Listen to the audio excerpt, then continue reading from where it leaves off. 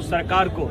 अगर सरकार 10 दिन के अंदर धर्मेंद्र प्रधान का इस्तीफा नहीं लेती है तो हम लोग दिल्ली के अंदर हजारों छात्रों के साथ जो है कूच करेंगे, आंदोलन करेंगे और हम लोग धर्मेंद्र प्रधान के घर का घेराव करेंगे। बड़ी संख्या में तो देश और प्रदेश में लंबे समय से जो है पेपर लीक जैसी घटनाएं सामने आई है। पूर्ववर्ती कांग्रेस सरकार के समय भी ऐसी जो सरकार कोई भी हो, हमारी हो चाहे बीजेपी की हो चाहे अन्य किसी दल की हो, जो सत्ता में होता है उससे सवाल पूछा जाएगा, उसको अपनी जिम्मेदारी लेनी चाहिए।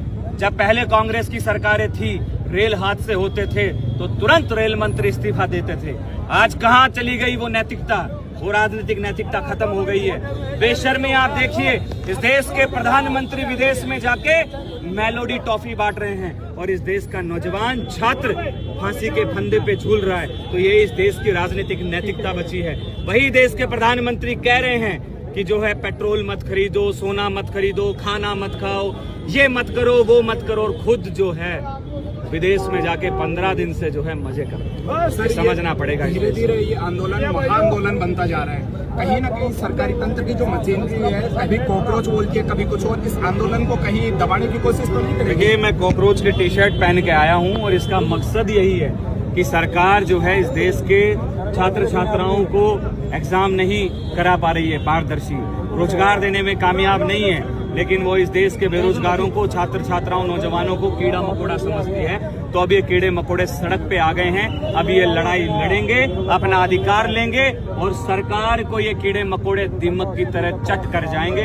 ये मैं आपको विश्वास दिलाता हूँ। जिस तरीके से आज मैं देख रहा था, कॉकरोच की टिप्पणी थी, ये तो सीजीआई की थी, फिर भी जो विपक्ष है वो पूरे सरकार को टारगेट करे। सीजीआई की टिप्पणी को सरकार से जोड़ के क्यों देखा जा रहा है? ये तो सीजीआई के खिलाफ अगर प्रदर्शन होते तो होने चाहिए। सरकार और सीजीआई सब मिले जुले हैं। क्या चल रहा है इस देश में? सरकार कह रही है पेट्रोल मत खरीदो, ये सीजीआई, ये जज साइकिल पे आ गए हैं, मतलब सरकार को प्रमोट कर रहे हैं ना।